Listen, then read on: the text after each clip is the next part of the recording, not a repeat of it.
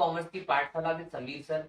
आज हमारे final account की सीरीज में एक नया सम देखेंगे, आपकी इंफॉर्मेशन को बढ़ाएंगे कि कैसे हम एक्चुअली फाइनल अकाउंट को सॉल्व करते हैं। मैं बिना टाइम वेस्ट किए सम को स्टार्ट करता हूँ। Suchita and Gayatri are partner sharing profit and loss in the ratio of 3:2।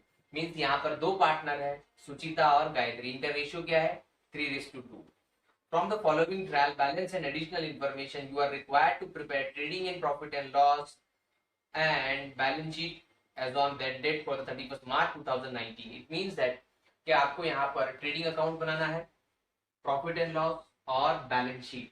जो लोग नहीं जानते हैं कि ये सब फॉर्मेट कैसे बनते हैं, वो हमारा वीडियो नंबर 1 देखिए, उसमें मैंने जानकारी दी है। तो मैं सबको स्टार्ट करता हूँ पढ़ना और आगे। और अगर आपके पास बुक है तो आप इसको मार्क कर लीजिए कि कौन सी चीज कहाँ पर जाएगी। ओके, और नहीं है तो स्तंभ पे जो आपको दिख रहा होगा, प्रॉपअप हो गया होगा क्वेश्चन, उसके ऊपर ध्यान दीजिए। सबसे पहला आपको देखो यहाँ पर जो ट्रायल बैलेंस है वो एक वर्टिकल ट्रायल बैलेंस है। मींस यहाँ पर आपको इस फॉर्म में ट्रायल बैलेंस दिया होगा, अगर आप देख रहे होंगे तो यहाँ पे डेबिट लिखा है, यहाँ पे क्रेडिट लिखा है। मींस यहाँ पे डेबिट वाली इंफॉर्मेशन है और ये क्रेडिट वाली इंफॉर्मेशन है। इसे हम एक वर्टिकल ट्रायल बैलेंस कहते हैं। ओके, स्टार्ट करता हूं मैं। सबसे पहले आपको दिया है purchase and sales. Means debit वाला परचेज होगा और क्रेडिट वाला सेल होगा। तो परचेज हम कहाँ पे लिखते हैं? हमने मटेरियल परचेज किया होगा तो ये factory, it means trading account में। अब वापस क्वेश्चन में पूछना कैसे डेबिट जाएगा कि क्रेडिट? जो डेबिट में जो भी कॉलम में दिया हुआ है वो सारी चीजें डेबिट में जाने वाली है, और क्रेडिट के कॉलम में जो दिया हुआ है वो सारी चीजें क्रेडिट में जाने वाली है। बस आपको ये पहचानना है कि वो कौन सा डेबिट होगा, वो ट्रेडिंग का डेबिट होगा या प्रॉफिट एंड लॉस का डेबिट होगा या असेट्स का डेबिट होगा या पार्टनर्स कैपिटल का डेबिट होगा, बिकॉज असेट्स खुद एक डेबिट बैलेंस होता है। ओके, और जो क्रेडिट में चीजें दी है वो क्रेडिट में ही जाने वाली है। बस आपको ये पहचानना है कि वो ट्रेडिंग के क्रेडिट में जाएगी, कि प्रॉफिट एंड लॉस के क्रेडिट में जाएगी, कि फिर पार्टनर्स कैपिटल के क्रेडिट में जाएगी, या फिर लायबिलिटी, क्योंकि लायबिलिटी खुद एक क्रेडिट बैलेंस है। तो यहाँ पे सबसे पहला परचेज आपका फैक्ट्री का है। इट मींस ट्रेडिंग अकाउंट, आपने मटेरियल परचेज किया होगा तो ट्रेडिंग के डेबिट में। देन सेल्स, सेल आपने स्टॉक बेचा होगा। मींस आपने जो बनाया था, जो परचेज किया उससे कोई स्टॉक बनाया और उसके बाद उसको बेचा तो सेल किया। तो सेल किया तो आपकी इनकम हुई, तो आपका फैक्ट्री की इनकम है बिकॉज आपने स्टॉक सेल किया। तो ये ट्रेडिंग अकाउंट की क्रेडिट साइड में जाए। उसके बाद यहाँ पर आपको है वर्क्समैन सैलरी, तो वर्क मैनेजर सैलरी। जब कभी भी आपको वर्क मैनेजर सैलरी दी जाए तो हमेशा वो आपके फैक्ट्री का एक्सपेंसेस होता है, तो हम इसको ट्रेडिंग अकाउंट में दिखाएंगे। उसके बाद आपको कैपिटल अकाउंट है तो कैपिटल अकाउंट में जाएगा। अब क्रेडिट बैलेंस है तो क्रेडिट साइड जाएगा। ओपनिंग स्टॉक आपका ट्रेडिंग अकाउंट की चीजें हैं तो आपका ट्रेडिंग अकाउंट में जाएगी, डेबिट साइड में। डेटर्स एंड क्रेडिटर्स, डेटर आपके असेट है और क्रेडिटर आपकी लायबिलिटीज है। वेजेस एंड सैलरीज, अब देखो सैलरी एंड वेजेस होते तो मैं प्रॉफिट एंड लॉस में लेके जाता, बट वर्ड पहले वेजेस, अच्छा दोनों अलग अलग है कि एक है? नहीं, अमाउंट एक ही दिया हुआ है, दैट इज डेबिट साइड में, और वेजेस एंड सैलरीज है। इट मींस अगर वेजेस वर्ड पहले दिया हो, साथ साथ में सैलरी लिखा हो, तो आप इसको ट्रेडिंग अकाउंट में लेके जाएंगे। बट अगर वर्ड ऐसे दिया होता salary and wages, word salary पहले यूज किया होता तो प्रॉफिट एंड लॉस में। तो यहाँ पर वेजेस वर्ड पहले यूज किया है, और वेजेस कहाँ का खर्चा है हमारा? आपका ट्रेडिंग अकाउंट का, फैक्ट्री का खर्चा है। तो वेजेस एंड सैलरी आपका ट्रेडिंग अकाउंट में जाएगा। नेक्स्ट, बिल्स रिसीवेबल आपका असेट्स होता है, बिल्स पेएबल आपकी लायबिलिटीज होती है। डिस्काउंट, अब ये डिस्काउंट देखिए आपको क्रेडिट साइड वाला है, क्रेडिट कॉलम में दिया हुआ है, तो आपका प्रॉफिट एंड लॉस में जाएगा और क्रेडिट साइड ही जाएगा। अगर ये डेबिट में दिया होता तो हम डेबिट में डालते। डिस्काउंट आपका फैक्ट्री का तो कोई खर्चा है नहीं, और ना फैक्ट्री की कोई इनकम है। यहाँ पे क्रेडिट साइड में दिया, इट मींस ये इनकम है। और ये कहाँ की इनकम है? फैक्ट्री की इनकम नहीं है, ये इनडायरेक्ट इनकम है। मींस आप कुछ परचेज करने गए होंगे मटेरियल सब वगैरह, तो आपको वहां पे डिस्काउंट मिला होगा, तो ये आपकी इनडायरेक्ट इनकम है। और सारी इनडायरेक्ट इनकम हम कहाँ पे दिखाते हैं? प्रॉफिट एंड लॉस में। ट्रेडिंग अकाउंट में सिर्फ डायरेक्ट इनकम दिखाते हैं, दैट इज हमारा सेल्स।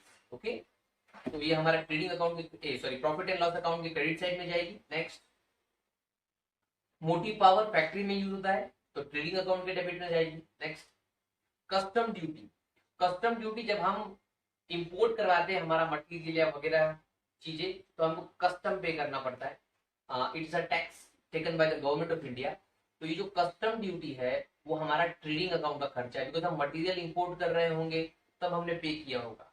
नेक्स्ट, इंटरेस्ट, अभी देखो ये इंटरेस्ट आपको क्रेडिट साइड में दिया हुआ है, इट मींस आपकी इनकम है। अगर डेबिट साइड में दिया हो तो मतलब आपने पे किया था, यहाँ पर क्रेडिट में दिया हुआ है, इट मींस आपके इन्वेस्टमेंट पे आपको कुछ इनकम आ रहा है, ये इंटरेस्ट आ रहा है। तो आपका जो भी, ये भी एक तरीके से इनडायरेक्ट इनकम हो गई, और जो भी इनडायरेक्ट इनकम है वो हमारा प्रॉफिट एंड लॉस। फिर अनप्रोडक्टिव वेजेस, अनप्रोडक्टिव वेजेस जो आपका है, अगर प्रोडक्टिव वेजेस लिखा होता तो मैं ट्रेडिंग अकाउंट में लिखता, बट जब कभी भी अनप्रोडक्टिव वेजेस लिखा हो तो वो आपका प्रॉफिट एंड लॉस अकाउंट में जाएगा। अब डेबिट में है तो डेबिट में जाएगा। Next, audit fees, definitely profit and loss. Rent, अब रेंट डेबिट में दिया, इट मींस आपका एक्सपेंसेस है, आपने पे किया होगा, तो प्रॉफिट एंड लॉस में ऐसा कहीं नहीं लिखा कि फैक्ट्री का रेंट है तो मैं ट्रेडिंग अकाउंट में लिखता, बट ये रेंट सिर्फ दिया हुआ है तो प्रॉफिट एंड लॉस। कन्वेंस, अब देखो गाड़ी भाड़ा दिया होगा मैंने अपने सेल्स स्टाफ को, तो ये सेलिंग का खर्चा होता है कन्वेंस। इसको मतलब उनको जाने आने के लिए, खाने पीने के लिए, कुछ खर्चा करने के लिए मैंने पैसा दिया है, कन्वेंस दिया हुआ है, अपने सेल्स स्टाफ को माना जाता है, तो ये आपका प्रॉफिट एंड लॉस में जाएगा, बिकॉज सेलिंग एक्सपेंस कहाँ पे लिखते हैं, प्रॉफिट एंड लॉस में। देन नेक्स्ट, गुडविल, गुडविल आपका असेट होता है, इंटेंजिबल असेट है ये। ओके, नेक्स्ट, कॉपीराइट्स, अब कॉपीराइट्स आपका इंटेंजिबल एसेट्स होता है, मीन आपने कोई लिटरेचर या टेक्निकल नो हाउ या समथिंग, आपने कोई ब्रांड स्टैब्लिश किया है, जिसको आप सेल करके, जिसको आप दूसरों को देकर पैसा कमाओगे, तो इट्स असेट्स। ओके, तो कॉपीराइट आपका क्या होता है, एक इंटेंजिबल एसेट्स होता है। देन बिल्डिंग, बिल्डिंग आपका असेट्स होता है। अब इसको कॉपीराइट का एक एग्जांपल देता हूँ, जैसे फॉर एग्जांपल अभी मैकडोनल्ड का अपना खुद का एक ब्रांड है, तो अगर मैकडोनल्ड अपना नाम किसी को देता है, अपनी फ्रेंचाइजी किसी को देता है, तो उससे फीस लेगा ना, तो मैकडोनल्ड के लिए उसका ब्रांड, उसकी कॉपीराइट, उसका एक नाम, उसके लिए असेट होगा, तो उसको कमा के देता है। ओके, तो जैसे हम बता रहे थे बिल्डिंग, तो बिल्डिंग आपका असेट होगा। अभी पार्टनर्स, सुचिता लोन, तो लोन तो लाइबिलिटीज होता है, तो लाइबिलिटीज में जाएगा। इन्वेस्टमेंट आपने करके रखा है बिजनेस में किसी और के, तो आपका असेट्स हो गया। और कैश एट बैंक भी आपका असेट्स होता है। हमने यहाँ पर ट्रायल बैलेंस के सारे क्वेश्चंस मतलब पोस्टिंग्स को पढ़ लिया। अब जाते हैं, स्टार्ट करते हैं एडजस्टमेंट की तरफ। और हर एडजस्टमेंट की कितनी इफेक्ट होती है, 2 इफेक्ट होती है। और जहां जहां जो जो चीजों पे एडजस्टमेंट होगी हम वहां पे एक मार्क कर लेंगे, एक स्टार मार्क कर लेंगे, ताकि हम एक लाइन छोड़ सके, बिकॉज जब हम सम प्रिपेयर करेंगे तो हमको एक लाइन छोड़ना पड़ेगा वो एडजस्टमेंट करने के लिए। सबसे पहला एडजस्टमेंट है, आपको कहता है कि stock on 31 March 2019 was valued at ₹19,700। आपका क्लोजिंग स्टॉक है, तो क्लोजिंग स्टॉक के लिए कोई मार्किंग की जरूरत नहीं पड़ती, वो डायरेक्टली एडजस्टमेंट होती है। कैसे मालूम पड़ा क्लोजिंग स्टॉक, बिकॉज 31 मार्च 2019 का स्टॉक। ओके, क्या इसकी एडजस्टमेंट होगी, कहाँ इसका इफेक्ट जाएगा, वो मैं बाद में डिस्कस करूंगा, don't worry about it. Goods costing ₹3,000 distributed as a free sample, आपने आपका गुड्स फ्री सैंपल पे लोगों को डिस्ट्रीब्यूट कर दिया। बहुत सारी कंपनी करते हैं एडवर्टीजमेंट के लिए, तो वैसे ही यहाँ पर भी हुआ है। Motive power include ₹500 paid for deposits of the power meter. अब देखो मोटिव पावर का मतलब क्या होता है कि आपको एक्स्ट्रा इलेक्ट्रिसिटी की जरूरत पड़ी थी, तो आपने इलेक्ट्रिसिटी वाले को कांटेक्ट किया और आपने उनसे एक्स्ट्रा इलेक्ट्रिसिटी का कनेक्शन लिया। जब आप कनेक्शन लेते हो, जब आप मोटी पावर का खर्चा मतलब उसका जो बिल पे करते हो, तो उसमें कह रहा है कि 500 रुपए आपके मीटर के एक्सपेंसेस थे, आपने डिपॉजिट दिए, क्योंकि जब हम कोई मीटर लेते हैं इलेक्ट्रिसिटी का तो हमको वहां पे डिपॉजिट पे करना पड़ता है कंपनी को। तो यहाँ पे कहता है कि आपने जो मोटी पावर पे किया उसमें आपका 500 रुपीज एज डिपॉजिट था पावर मीटर का। तो मैं इसकी इफेक्ट के बारे में बाद में डिस्कस करूंगा, अभी जस्ट हम एक मार्क कर लेते हैं मोटी पावर पे, ताकि हम जब पोस्टिंग करेंगे तो एक लाइन छोड़ सके। ओके, आगे बढ़ते हैं। डेप्रिशिएट बिल्डिंग 5%, बड़ी सिंपल एडजस्टमेंट होती है। हम डेप्रिसिएशन देना है हमें बिल्डिंग पर, तो बिल्डिंग पे स्टार कर लेते हैं ताकि एक लाइन छोड़ सके। Next, right of ₹2,000 for bad debts and maintain RDD 3% on debtor. कहता है कि आपका जो डेटर था उसमें से 2,000 रुपए आपका बैड डेट मींस पैसा नहीं आया, डूब चुका है। और कहता है कि आपको 3% RDD देनी है, रिजर्व फॉर डाउटफुल डेट। आपको और भी डाउट है आपके डेटर पर कि और पैसा नहीं आएगा, तो डेटर पे कितनी एडजस्टमेंट हो गई, 2 एडजस्टमेंट हो गई, तो 2 स्टार मार्क कर लेंगे। पहली एडजस्टमेंट के लिए 1 लाइन, और पहले के बाद जितनी भी एडजस्टमेंट आए हर एक के लिए 2 लाइन। इसका मतलब यहाँ पे 2 एडजस्टमेंट है, तो टोटल कितनी लाइन छोड़नी पड़ेगी, 3 लाइन छोड़नी पड़ेगी। आगे बढ़ते हैं। नेक्स्ट, लास्ट एडजस्टमेंट है, bill receivable include dishonoured of bill of ₹4,000। कहता है कि आपका जो बिल रिसीवेबल है मीन जिसपे आपका बिल का पैसा आने वाला था, उसमें से 4000 का बिल डिसऑनर्ड हो गया, बाउंस हो गया। अब ध्यान सुनो, ये बिल रिसीवेबल का कनेक्शन आपका डेटर से होता है। ओके, तो ध्यान, तो प्लीज आप बिल को स्टार कर लीजिए और डेटर को भी स्टार कर लीजिए, बिकॉज इसका डेटर पे भी एडजस्टमेंट आने वाला है। बिल का कनेक्शन स्टार से डेटर से होता है, तो आपको बिल रिसीवेबल भी एक स्टार करना पड़ेगा और आपको डेटर से भी स्टार करना पड़ेगा। अब आप बोलोगे क्यों सर, बिल रिसीवेबल का डेटर से क्या कनेक्शन होता है? तो मैं आई बटन में यहाँ पर एक वीडियो डाल दूंगा छोटा सा, आप वहां पर समझ लेना कि डेटर और बिल रिसीवेबल का क्या कनेक्शन होता है। ओके, तो यहाँ पर मैंने सारी एडजस्टमेंट कंप्लीट कर ली। अब हम सम को स्टार्ट करते हैं। तो सम को स्टार्ट करने के लिए जैसे कि मैं हर बार 4-5 चीजें लिख लेता हूँ एडवांस में, तो मैं ऐसे ही यहाँ पर भी लिख लेता हूँ। ओके, तो सबसे पहले हम लोग क्या लिखते हैं, हमेशा ओपनिंग स्टॉक लिखते हैं। तो देखो यहाँ पर ट्रेडिंग अकाउंट में डेबिट साइड में सबसे पहले हम लोग ओपनिंग स्टॉक लिखेंगे, और अभी लिखूंगा नहीं, जस्ट खाली इंफॉर्मेशन लिखकर छोड़ दिया। फिर जैसे सम रीड आउट करूंगा और सब में जो जो पोस्टिंग आएगी वो पोस्टिंग मैं वहां पर पोस्ट करते जाऊंगा। तो जस्ट खाली भी लिख लेना है, ओपनिंग स्टॉक लिख लिया। उसके बाद टू परचेज लिखेंगे। अब देखो परचेज में कोई रिटर्न नहीं था इस सम में, हमने कहीं पे भी नहीं देखा कि कोई परचेज रिटर्न था या कोई परचेज पे एडजस्टमेंट थी। तो मुझे अब यहाँ पे कोई लाइन छोड़ने की जरूरत नहीं है, डायरेक्टली मैं आउटर कॉलम में लिख सकता हूँ। सिमिलरली सेल्स के साथ बाय सेल्स क्रेडिट साइड में जाएगा, बिकॉज वो आपकी इनकम है। तो सेल्स पे भी हाँ कोई रिटर्न नहीं था, तो हम लोग डायरेक्टली आउटर कॉलम में लिख सकते हैं, तो मुझे कोई लाइन छोड़ने की जरूरत नहीं है। अब उसके बाद जैसा हमेशा की तरह मैं यहाँ पे लिख लेता हूँ बैड डेट्स का पूरा फॉर्मूला। तो देखिए कैसे आता है। सबसे पहला आएगा टू बैड डेट्स, फिर ऐड बैड डेट्स, फिर add reserve for doubtful debts, और एक आरडीटी में यहाँ पे लगाता हूँ क्रेडिट साइड में, एक लाइन ऊपर छोड़कर। यहाँ पे जो प्रॉफिट एंड लॉस अकाउंट की एक लाइन छोड़ता हूँ, ताकि वहां पे ग्रॉस प्रॉफिट या ग्रॉस जो भी हमारा ग्रॉस बैलेंस है वो लिख सकेंगे। तो यहाँ पर टू आरडीडी क्रेडिट साइड में यहाँ पे मैं लिखता हूँ एक लाइन छोड़कर, बिकॉज वहां पे ग्रॉस प्रॉफिट हुआ अगर, तो यहाँ पर वो ब्रॉड डाउन होगा। ओके, अब यहाँ पर एक फॉर्मूला लिखता हूँ T A A T, it means T A A T tat. ये फॉर्मूला छोटा सा, जब ये बैंडेड लिख दो तो उसके ऊपर ये बाजू में ब्रैकेट डाल के ये लिख दिया। ये क्या है, टी फॉर ट्रायल बैलेंस और ए फॉर एडजस्टमेंट्स। जब कोई बैंडेड मुझे ट्रायल बैलेंस से मिलेगा तो मैं टी में डालूंगा, जब कोई बैंडेड मुझे एडजस्टमेंट से मिलेगा तो मैं ए में डालूंगा, जब कोई आरडीडी मुझे एडजस्टमेंट से मिलेगी तो मैं ए में लिखूंगा, अब जब कोई आरडीडी मुझे ट्रायल बैलेंस से मिलेगी तो मैं टी में लिखूंगा। सर ट्रायल बैलेंस क्या होता है? ट्रायल बैलेंस वो क्वेश्चन जो आपको दिख रहा है, वो बॉक्स जिसमें क्वेश्चन है, इसको ट्रायल बैलेंस कहते हैं। तो वहां से मिला तो टी के सामने, और आपको जो नीचे इंफॉर्मेशन दी है एडिशनल इंफॉर्मेशन वो सब एडजस्टमेंट्स, तो वहां से मिला तो ए के सामने। डन, ठीक है। तो अब इतनी चीजें कंप्लीट करने के बाद हम सम को स्टार्ट करते हैं। सबसे पहला आपको दिया है यहाँ पर परचेस एंड सेल्स। तो परचेस 65,000 का और सेल्स 1,85,500 का है, तो मैं दोनों आउटर कॉलम में डाल दूंगा। परचेस 65,000 और सेल्स 1,85,500। अब आगे बढ़ते हैं।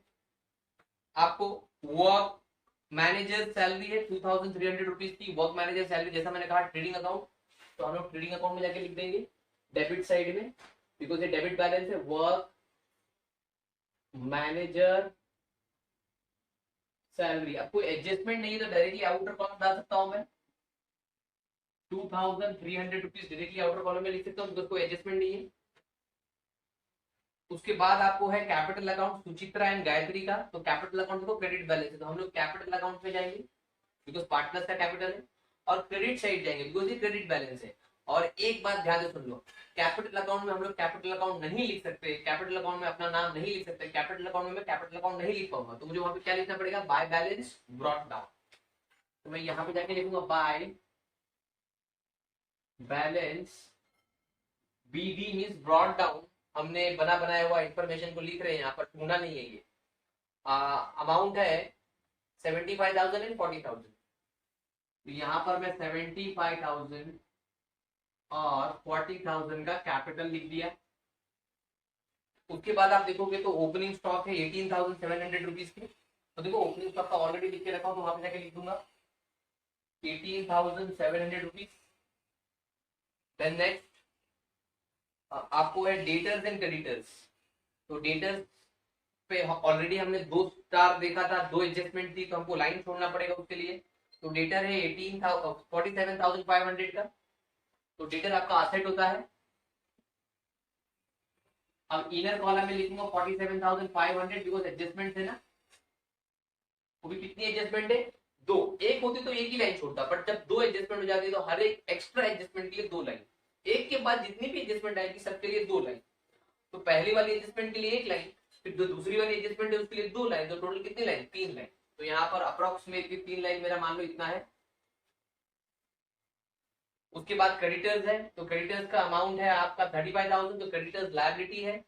और लायबिलिटी में कोई भी आपको फिलहाल एडजस्टमेंट नहीं है, तो ऊपर की 4-5 लाइन छोड़कर यहाँ पे मैं क्रेडिटर्स लिख दूंगा 35,000। सर क्यों ऊपर? अरे ऊपर मैं कैपिटल लिखूंगा फिर उसमें एडलेस होगा, इसलिए मैंने नीचे लिखा। फिर आगे देखते हैं wages and salary. Wages and salary आपका 4,000 रुपीज है। ओके, तो आपका ट्रेडिंग अकाउंट का खर्चा है, आप ट्रेडिंग अकाउंट में पे करते हो, फैक्ट्री में पे करते हो।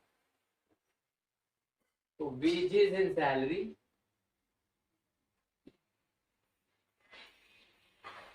4,000 रुपीज हम ट्रेडिंग अकाउंट में बुक करते हैं इसको, बिकॉज फैक्ट्री का खर्चा है। नेक्स्ट आप देखोगे उसके बाद आपको है बिल रिसीवेबल 22,000 के। तो बिल रिसीवेबल क्या है? आपका असेट है और उसके ऊपर एक एडजस्टमेंट थी। ओ ओ ओ ओ ओ समझ आता है? रुक जाओ, डेटर पे 2 एडजस्टमेंट नहीं, डेटर पे 3 एडजस्टमेंट है। बैड डेट है, आरडीडी और बिल रिसीवेबल का भी तो कनेक्शन है ना। तो पहले स्टार के लिए पहली एडजस्टमेंट के लिए 1 लाइन, दूसरी एडजस्टमेंट के लिए 2 लाइन, तीसरी एडजस्टमेंट के लिए वापस 2 लाइन, बिकॉज जितनी एक्स्ट्रा एडजस्टमेंट आएगी हर एक के लिए 2-2 लाइन। तो डेटर पे टोटल कितनी लाइन छोड़नी है? 5 लाइन्स। तो ध्यान से,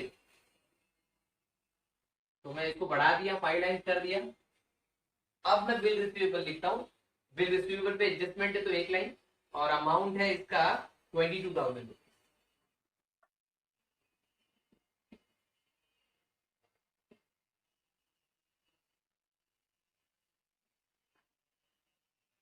एक लाइन छोड़ दे बिकॉज एडजस्टमेंट है। उसके बाद डिस्काउंट है, और आपका नहीं सॉरी बिल्स पेएबल है 27,300 रुपीज का, जो आपकी लायबिलिटी है और इसके ऊपर कोई एडजस्टमेंट नहीं है। तो हम लायबिलिटी में जाके लिख देंगे बिल्स पेएबल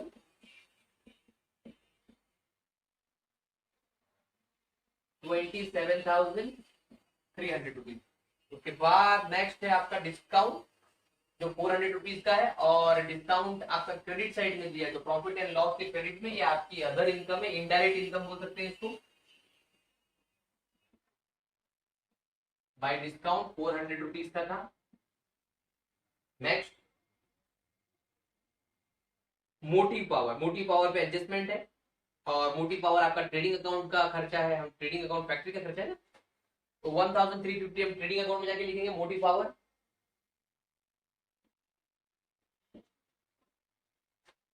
और इनर कॉलम में लिखेंगे, आप जानते हो क्यों? बिकॉज एडजस्टमेंट है ना भाई, तो एडवांस में मीटर का डिपॉजिट पे किया ना हमने।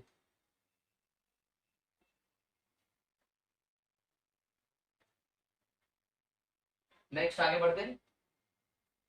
मोटिव पावर के बाद आपको कस्टम ड्यूटी है 1,500 का, तो कस्टम ड्यूटी पे आपका ट्रेडिंग अकाउंट का खर्चा है, तो ट्रेडिंग अकाउंट में जाके लिखेंगे कस्टम ड्यूटी।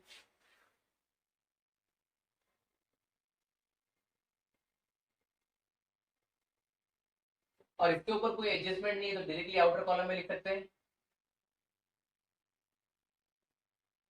1,500। आगे बढ़ते हैं नेक्स्ट। उसके बाद है आपको कस्टम ड्यूटी के बाद इंटरेस्ट है क्रेडिट साइड में, ये आपकी अदर इनकम है। अगर क्रेडिट साइड में दी है तो अदर इनकम हो जाएगी, डेबिट साइड में दिया होता तो ये एक्सपेंस होता। दोनों चाहे डेबिट में दिया हो क्रेडिट में दिया हो, बट प्रॉफिट एंड लॉस में ही आएगा इंटरेस्ट। अगर डेबिट में दिया है तो डेबिट वाला, और क्रेडिट में दिया है तो क्रेडिट वाला। क्रेडिट में इतना मीन्स ये इनकम है। ओके, तो बाय इंटरेस्ट यहाँ पर लिखेंगे, और कोई एडजस्टमेंट नहीं है तो डायरेक्टली अमाउंट बाहर डाल देंगे आउटर कॉलम में, इंटरेस्ट, और अमाउंट है 1300 रुपीज का।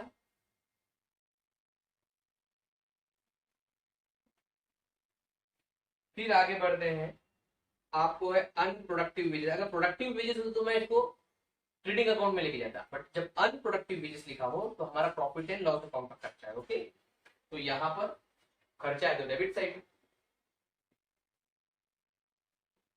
अनप्रोडक्टिव वेजेस, और अमाउंट है, क्या अमाउंट था, 3000।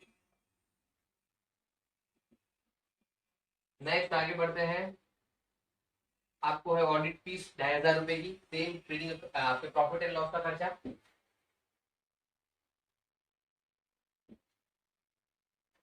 और कोई एडजस्टमेंट नहीं है तो आउटर कॉलम में 2500 रुपीज। नेक्स्ट, रेंट 1800 रुपीज का, और रेंट में भी कोई एडजस्टमेंट नहीं तो सीधा outer column profit and loss account में।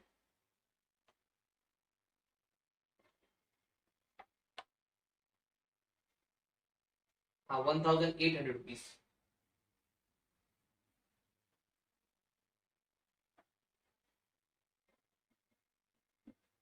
नेक्स्ट,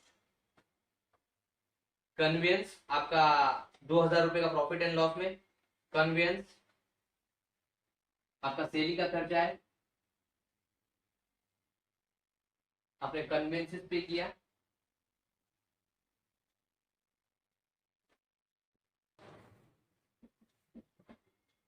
₹2000 का। नेक्स्ट, गुडविल आपका इंटेंजेबल एसेट है, और कॉपीराइट भी आपका इंटेंजेबल एसेट है। 25,000 और 20,000, और दोनों पे एडजस्टमेंट नहीं है तो आउटर कॉलम, तो असेट्स में जाके लिख देंगे गुडविल 25,000 आउटर कॉलम, बिकॉज कोई एडजस्टमेंट नहीं है। उसके बाद कॉपीराइट,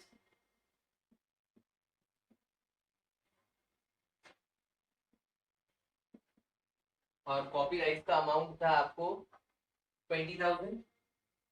दोनों असेट है इसीलिए असेट्स में इंटेंजेबल एसेट है, और कोई एडजस्टमेंट नहीं है तो आउटर कॉलम। नेक्स्ट, बिल्डिंग, इसके ऊपर एडजस्टमेंट है, डेप्रिसिएशन देना 88,000 रुपीज, तो इनर कॉलम में लिखेंगे बिल्डिंग असेट है आपकी।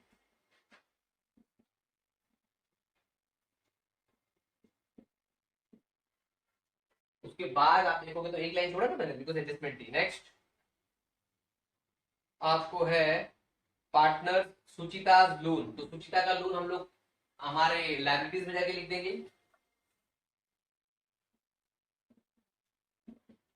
आप बोलोगे, एक सवाल पूछोगे, सर उसको पार्टनर कैपिटल में क्यों नहीं लिखे? अरे बाबा, वो कैपिटल है, ये लोन है, लोन देना अलग होता है, कैपिटल देना अलग होता है। कैपिटल रिस्की होता है, वो आए नहीं आए की गारंटी नहीं है, बट लोन का पैसा अगर सिक्योर्ड है तो वो लोन आ ही जाता है ना। तो ये लोन है तो बिजनेस के आउटसाइडर्स लायबिलिटी है, भले सुचिता पार्टनर है, बट जब वो लोन देगी तो उसको हम लोग आउटसाइडर कंसिडर करते हैं। नेक्स्ट आगे बढ़ते हैं, तो लोन का अमाउंट था पहले 6,150। ओके, तो इसको हम लोग लायबिलिटीज में लिखेंगे 6,150। उसके बाद आपको इन्वेस्टमेंट है, और आपका कैश एट बैंक है, तो दोनों असेट है आपका 40,000 और 26,000 का। तो पहले इन्वेस्टमेंट 40,000 का, और फिर कैश एट बैंक 26,000 का। तो आपका दोनों असेट लिख दिया मैंने। अब हम आगे बढ़ते हैं हमारी एडजस्टमेंट की तरफ। तो यहाँ पे सबसे पहली एडजस्टमेंट आपको कहती है, देखो उसमें कोई हिडन एडजस्टमेंट तो थी नहीं, ये पूरे ट्रायल बैलेंस आप ध्यान से देखो, कहीं कोई ब्रैकेट लगा के कोई इन्फॉर्मेशन दी थी, अगर दी होती तो वो हिडन एडजस्टमेंट होती, ऐसा तो कुछ है नहीं। अब सबसे पहले आपको आता है कि आपको स्टॉक बोल रहा है 31 मार्च 2019 का 19,700 का, मतलब आपका क्लोजिंग स्टॉक है। तो क्लोजिंग स्टॉक मैंने कहा है कि जो आपका स्टॉक बिका नहीं उसको क्लोजिंग स्टॉक कहते हैं। जैसे फॉर एग्जाम्पल, मान लो मैं ये मोबाइल बेचता हूँ, मैंने बहुत बार एग्जाम्पल दिया है, बट ईयर एंड जब कर रहा था तो मान लो कि 1000 मोबाइल मैंने मंगाया था और 800 बिक गए, तो अभी भी 200 मोबाइल सेट बचे हुए हैं। तो ये 200 जो बचे हुए मेरे मोबाइल सेट होंगे वो क्लोजिंग स्टॉक होगा। क्या मैं इसको फेंक दूंगा? नहीं, अरे बाबा मोबाइल है ना, अगले साल वापस बेचूंगा अकाउंटिंग ईयर में। तो ये सारे मेरे क्लोजिंग स्टॉक असेट्स होते हैं सबसे पहला। तो मैं यहाँ पे जाकर लिख दूंगा असेट्स में closing stock.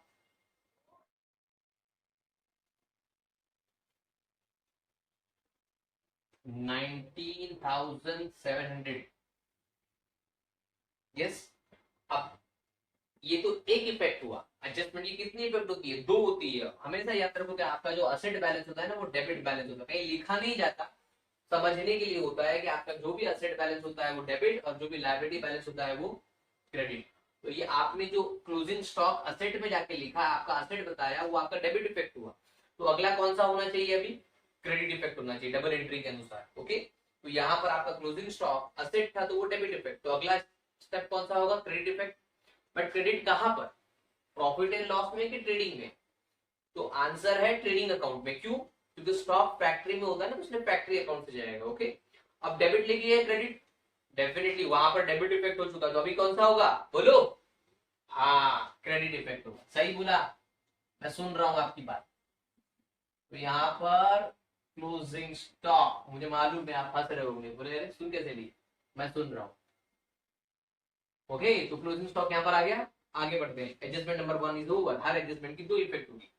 Let's come to the second adjustment. Good costing ₹3,000 distributed as a free sample. 3,000 रुपए का गुड्स हमने फ्री सैंपल में डिस्ट्रीब्यूट कर दिया। सुन लो ध्यान से, हमने एडवर्टाइजमेंट कर दी। तो गुड्स था तो सबसे पहले फैक्ट्री अकाउंट पहुंच जाओ, बिकॉज गुड्स कहाँ पे बनता है? आपका फैक्ट्री में बनता है। अब जब आपने परचेज किया था और ओपनिंग स्टॉक आपका डेबिट था, तो जब आप सेल करोगे तो वो क्रेडिट होगा, या अगर वो नुकसान होकर चले गया तो क्रेडिट होगा, या वो चोरी होकर चले गया तो क्रेडिट होगा, या आपने फ्री सैंपल पे बांट दिया तो क्रेडिट होगा। देखो गुड्स आया था तो डेबिट में था, ओपनिंग और परचेज के फॉर्म में। तो चाहे फिर वो सेल करके जाए, चाहे फिर वो कोई लॉस होकर जाए, जैसे loss by fire, loss by theft, या आपने उसको फ्री में डिस्ट्रीब्यूट कर दिया, गुड्स जा रहे हैं ना बिजनेस से, तो उसको क्रेडिट में दिखाना पड़ेगा। क्योंकि आया था तो कहां पर था? डेबिट। अकाउंट कहता है कि अगर वो जा रहा है तो उसका अपोजिट इफेक्ट दो, तो क्रेडिट होगा। तो यहां पर मुझे जो goods lost by goods distributed free sample में, वो क्रेडिट इफेक्ट होगा। और अमाउंट था ₹3,000 का, हमने गुड्स को डिस्ट्रीब्यूट कर दिया एज अ फ्री सैंपल। आया था तो डेबिट था, ओपनिंग और परचेज के फॉर्म में जाएगा तो क्रेडिट होगा। सिंपल सी बात है। तो ये कौन सा इफेक्ट हुआ? अभी तो ये क्रेडिट इफेक्ट हुआ है ना, आपने गुड डिस्ट्रीब्यूट कर दिया फ्री सैंपल पर, तो आपका ये ट्रेडिंग अकाउंट में क्रेडिट साइड में क्रेडिट इफेक्ट हुआ। अगला कौन सा होना चाहिए? डेबिट होना चाहिए।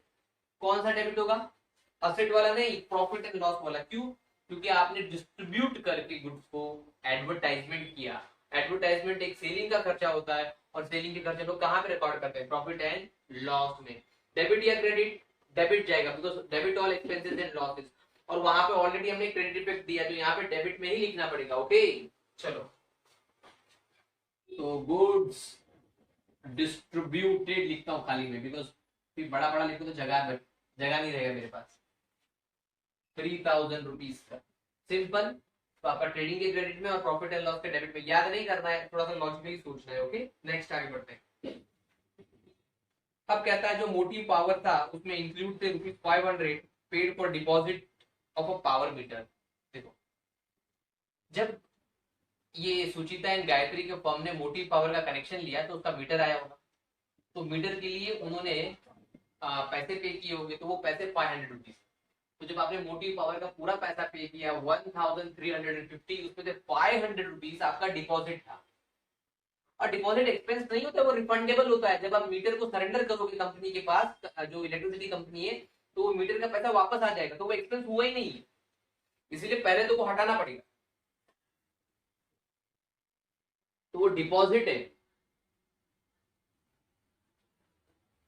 तो वो ₹500 डिपॉजिट है, वो एक्सपेंस हुआ ही नहीं है, तो वो खर्चा यूज भी नहीं, मतलब वो पैसा वापस आ जाएगा, तो खर्चा कहां से हुआ?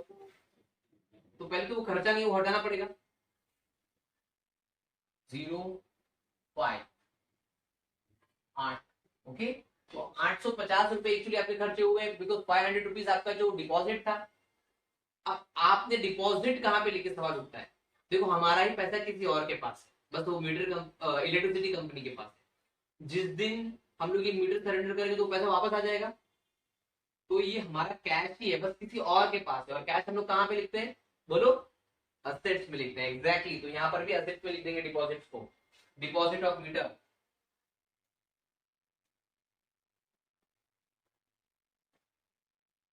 क्योंकि आपका पैसा है बस किसी और के पास पड़ा है, वो प्रीपेड की तरह। ओके, ध्यान रखना। तो बड़ा सिंपल था इसका दूसरा इफेक्ट। क्या था भाई, सबसे पहला तो मोटी पावर से माइनस कर दिए, बिकॉज वो खर्चा हुआ ही नहीं है। दूसरा, वो हमारा ही पैसा किसी और के पास पड़ा है जो रिफंड होगा। तो हम जहाँ पे पैसा कहाँ पे लिखते हैं, जो हमारा होता है वो सब हम असेट्स पे लिखते हैं, बिकॉज कैश चाहे बैंक में हो या हमारे पास हो या किसी और के पास एडवांस के फॉर्म में हो, वो सब असेट्स है। आगे बढ़ते नेक्स्ट। अब कहता है एडजस्टमेंट नंबर 4, आपको कहता है कि बिल्डिंग डेप्रिशिएट करो आप 5%। ठीक है पापा, बिल्डिंग डेप्रिशिएट करते हैं 5% पे। बड़ा सिंपल सी एडजस्टमेंट है 5%। ये देखिए, बिल्डिंग लेस 5% डेप्रिसिएशन। अब 10% निकाला तो एक जीरो कम करता, मीन्स आपका जो 88,000 है, अगर उसका एक जीरो कम कर दूं तो कितना हो जाएगा 8,800। ये तो 10% हुआ ना, तो मुझे कितना चाहिए 5%, तो इसका हाफ करना पड़ेगा। इट मीन्स यहाँ पर डेप्रिसिएशन कितना आएगा 4,400। देखना है तो देख लीजिए, ये देखिए 8,800 इंटू 5 डिवाइड बाई 100, 0 0 कैंसल, ये हो गया 0। 8 5 40, 4 इधर आएगा, 8 5 40 और 44 सेम आया। तो पहले एक काम करो, राउंड फिगर लिया करो, मतलब जो भी अमाउंट है वो ले लिया करो, उसका एक जीरो कम कर दिया, जैसा मैंने अभी किया। यहाँ पे 88,000 था, मैंने एक जीरो कम कर दिया तो ये 10% आ गया। अब जो आया उसका हाफ कर दूंगा तो 5% मिल जाएगा। इट मीन 4,400, दैट इज कितना हो जाएगा 5%। यस सर नो, ठीक है, तो समझ गया होगा। अब डेप्रिसिएशन क्या होता है, आपके असेट्स की वैल्यू को कम करता है, तो माइनस करना पड़ेगा ना। चलिए माइनस करते भाई। तो यहाँ पर आपको आ जाएगा 0, फिर 0, 10 में से 4 गए तो 6, 7 में से 4 गए तो 3, यहाँ पे बचे 8। तो 83,600 रुपीज आपका वहां पर अमाउंट बाहर आएगा, जो बचा हुआ असेट है आपका। और डेप्रिसिएशन आपका प्रॉफिट एंड लॉस के डेबिट में लिखते हैं, बिकॉज सारा डेप्रिसिएशन हमारा एक्सपेंस होता है, भले वो कैश एक्सपेंस नहीं हो, नॉन कैश एक्सपेंस है। मींस हमने कुछ पे ऐसा कैश में पे नहीं किया, बट हमारे असेट्स का वैल्यू क्या हुआ, रिड्यूस हो गया, तो हम लोग डेबिट में लिखेंगे। टू डेप्रिसिएशन ऑन बिल्डिंग और अमाउंट था 4,400 रुपीज, हो गया। अब कहता है कि आप राइट ऑफ करो 2,000 for bad and maintain RDD for 3% on debtor. पहले मैं बेड डेट माइनस करता हूँ, क्योंकि बेड डेट पहले एडजस्टमेंट है ना। तो बेड डेट आपका 2,000 रुपए आपके डेटर से माइनस हो जाएगा, बिकॉज आपका पैसा नहीं आने वाला, डूब चुका है 2,000 रुपए। माइनस करके इनर कॉलम में लिखना पड़ेगा 45,500 आने वाला है ना, 2,000 रुपए गए। और बेड डेट की दूसरी इफेक्ट होगी, तो ऑलरेडी देखो हमने पूरा स्ट्रक्चर बना के रखा है, बैड डेट ऐड आरडीडी, यहाँ पर भी बाय आरडीडी। तो सबसे पहला बताओ मुझे, ये बैड डेट आपको कहाँ से मिला, ट्रायल बैलेंस से मिला है क्या, बॉक्स से मिला नहीं, एडिशनल इंफॉर्मेशन से मिला, आपको नीचे दी गई इंफॉर्मेशन से मिला है, तो ये एडजस्टमेंट वाला बैड डेट है। तो ए के सामने आएगा, मतलब टी के सामने तो कुछ मिला ही नहीं है, तो ना यहाँ से टी से कुछ मिला, ना यहाँ से आरडीडी भी कोई टी में नहीं आया, बिकॉज हमने पूरा ट्रायल बैलेंस तो पढ़ लिया ना। तो ये एडजस्टमेंट हमको, सॉरी ये 2,000 बैड डेट हमको एडजस्टमेंट से मिला है। अब कहता है कि राइट ऑफ ₹2,000 बैड डेट हो, तो हमने कर दिया, बैड डेट का एडजस्टमेंट तो दे दिया। अभी कहता है कि आप आरडीडी निकालो 5%। तो मेरा क्वेश्चन है, क्या हम लोग आरडीडी की एडजस्टमेंट अभी कर सकते हैं, नहीं कर सकते हमारी एडजस्टमेंट। क्यों, क्योंकि इसके ऊपर डेटर पे अभी भी एक और एडजस्टमेंट बाकी है, जो है बिल आपका डिसऑनर्ड हो गया था, एडजस्टमेंट नंबर 6।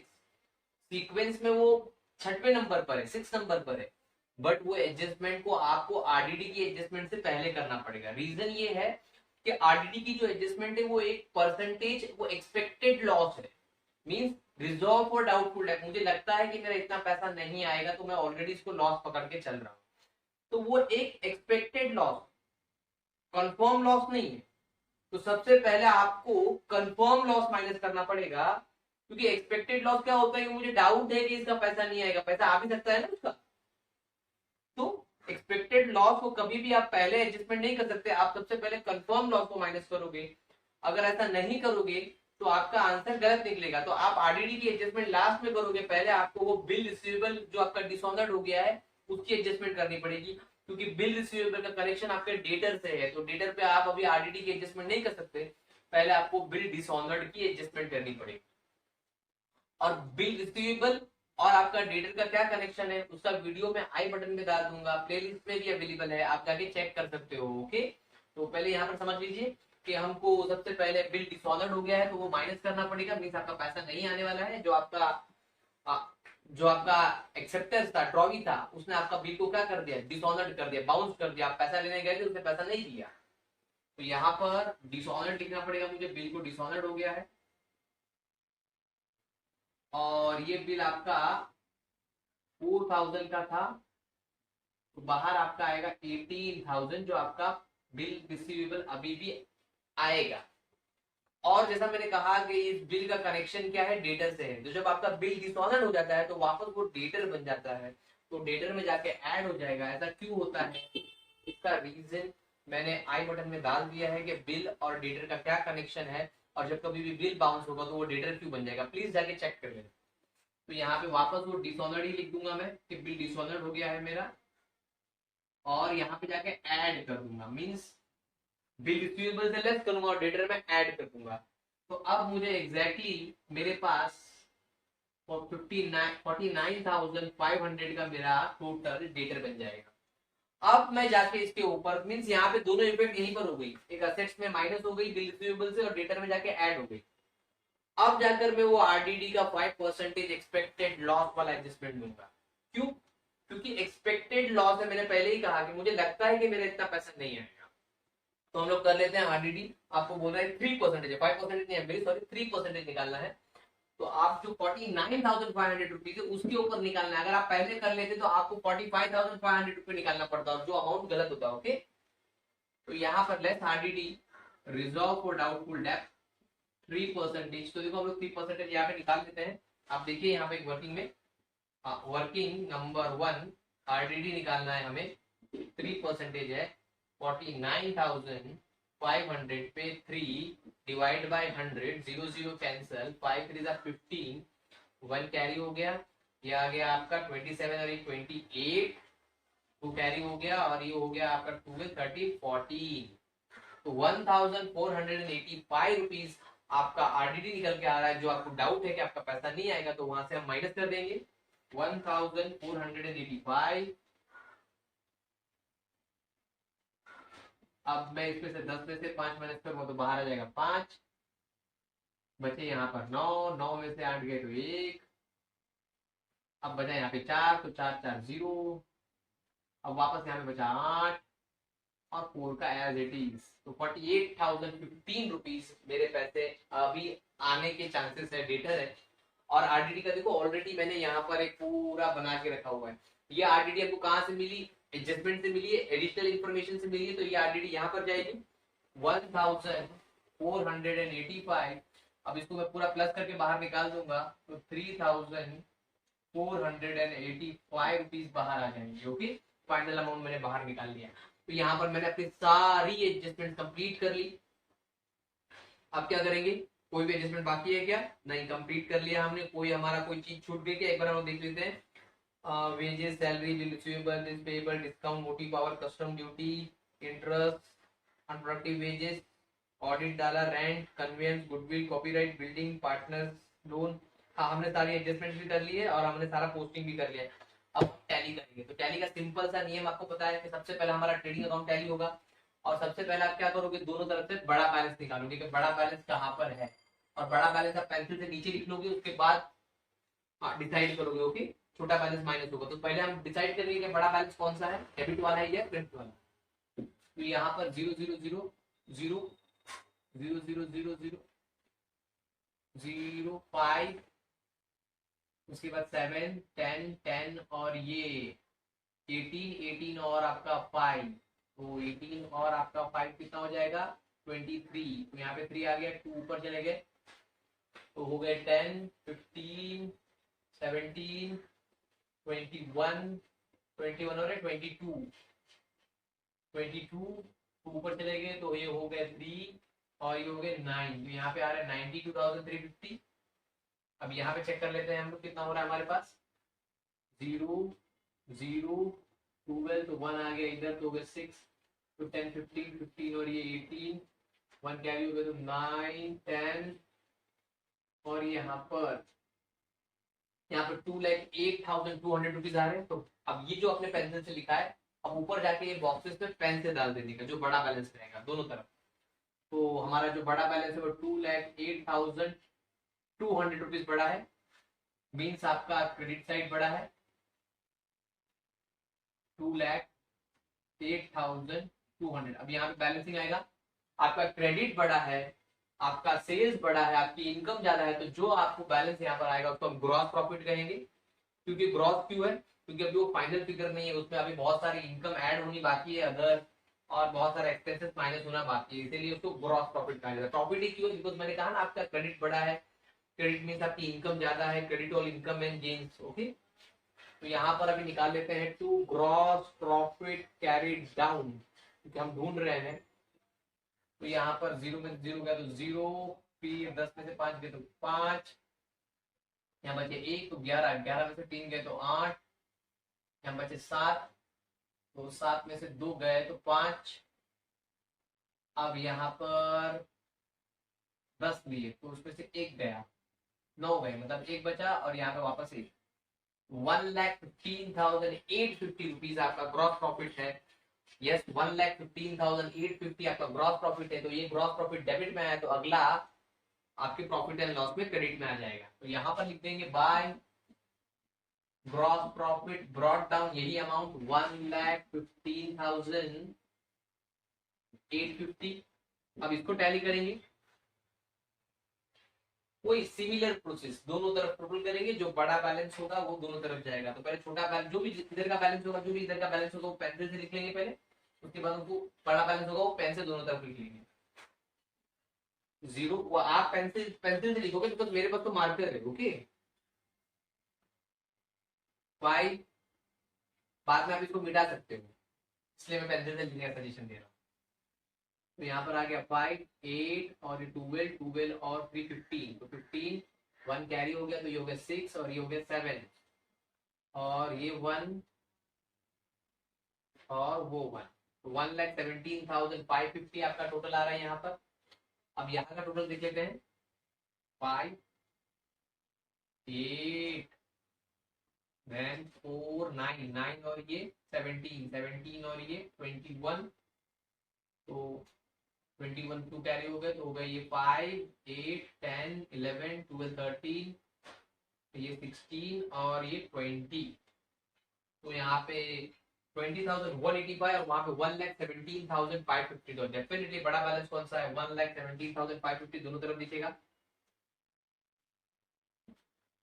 1,17,550 माइनस कर दे तो हमको नेट प्रॉफिट मिल जाएगा, फाइनल प्रॉफिट, जिसमें अदर इनकम ऐड हो गई और सेलिंग फाइनेंस के और हमारे ऑफिस एडमिन के एक्सपेंस माइनस हो गए, तो अब जो भी मिलेगा हमको वो नेट प्रॉफिट मिलेगा।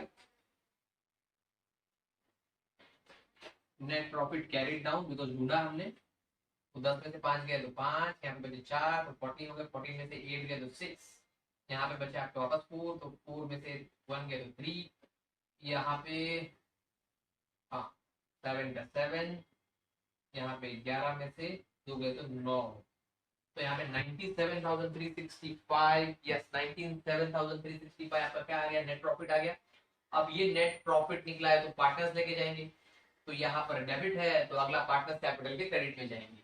यहाँ पर जाके लिख देंगे by net profit brought down, because हमने ढूंढ डाला ना, तो यहाँ से ढूंढ कर लेकर आए, बट जब डिवाइड करेंगे तो रेशियो है, तो रेशियो में डिवाइड करना पड़ेगा, और रेशियो क्या था 3:2। आई होप आपने लिख लिया हो, तो मैं इसको मिटा देता हूँ। चलो ठीक है, मैं यहीं पर रेशियो करता हूँ, यहीं पे कैलकुलेशन करता हूँ। इधर देखिए रेशियो क्या था 3:2, मतलब टोटल कितना हो रहा है 5। सबसे पहला कौन है वहां पर, सुचिता, तो एस मान लो सुचिता है। अमाउंट था 97,365 इंटू 3 डिवाइड बाई 5, पहले सुचिता का 3 है ना, क्या कर लेंगे, चलिए काम करके मल्टीप्लाई कर लेते हैं, है ना। तो 15 आ गया, 1 कैरी हो गया, 18 और ये 19, 1 कैरी हो गया, 9 और एक 10, 1 कैरी हो गया, ये आ गया आपका 21 सॉरी 22, 2 कैरी हो गया, ये आ गया आपका 27 और 28, 29।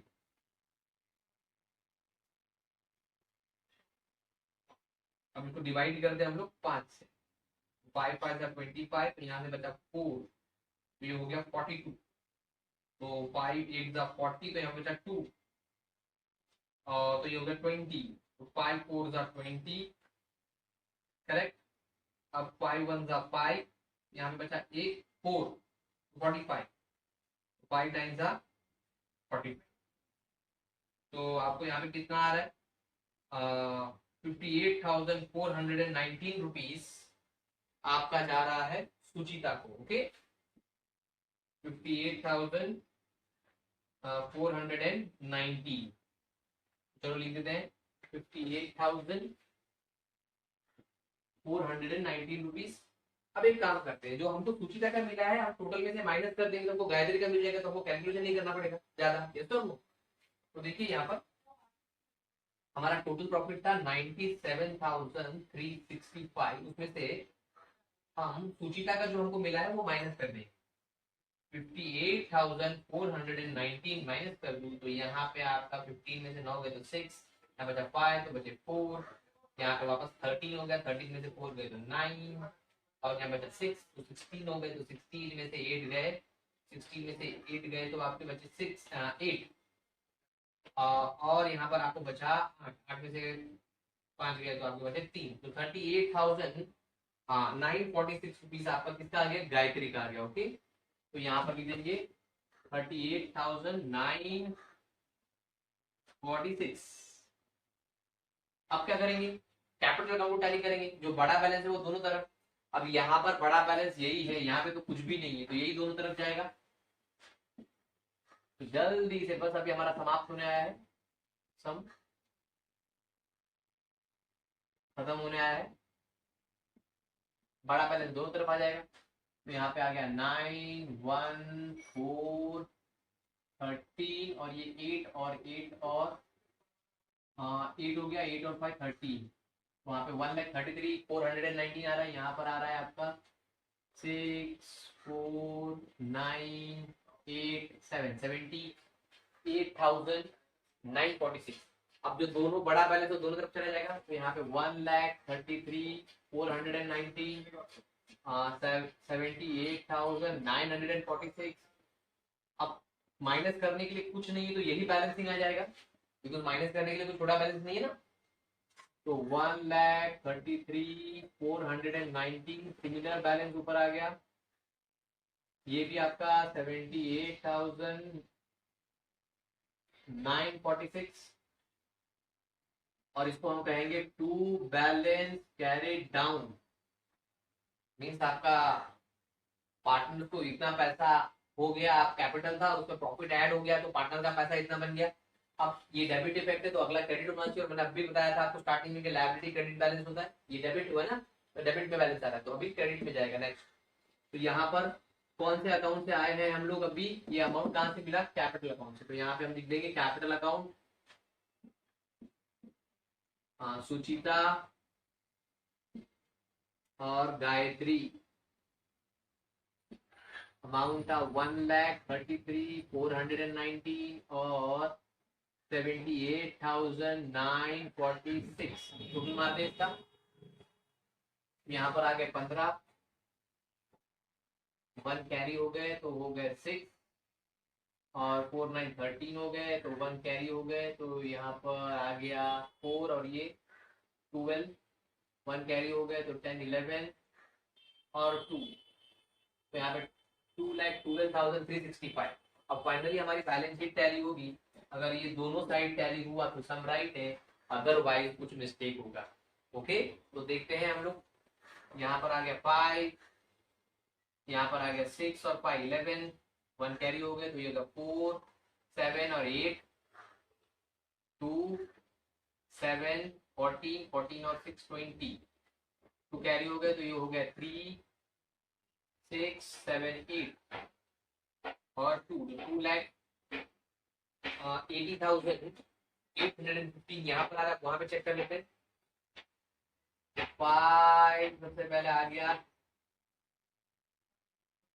5 आ गया, देन 1 1 1 1 1 1 1 भी आ गया नीचे, फिर 0 0 0 0 6 6 6 6 और 7 13 13 और 5 18, तो 8 आ गया, 1 कैरी हो गया, तो हो गया 9 9 और ये 17 17 और 5 आपका 22 22 और 25 25 और ये 6 31 31 और ये 40, तो यहाँ पे आ गया 0, तो 4 कैरी हो गए, तो ये हो गया हमारा 8 9 10 11 12 13 13 और ये हो गया आपका 21 21 और 4 25 26 27 और ये 28